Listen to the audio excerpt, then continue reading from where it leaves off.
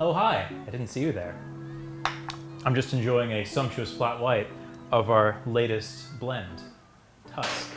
A blend of coffees from Rwanda and Burundi, and roasted to about medium dark. Very balanced, kind of cocoa baked good notes.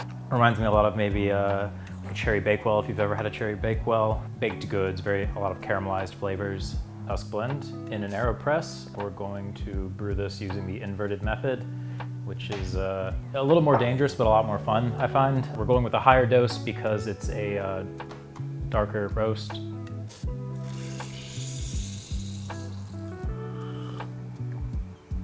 Nice. It opens with some stone fruit, cherry, first and foremost. Some really kind of rich, bassy, dark chocolate. Yeah, it reminds me of a Cadbury Crunchy quite a lot. If you maybe added, like mixed some dried fruit into that weird honeycomb mixture they do. It's a very nice blend. Good job, Tusk. Good job us too, we roasted it, but good job Tusk selecting the coffees.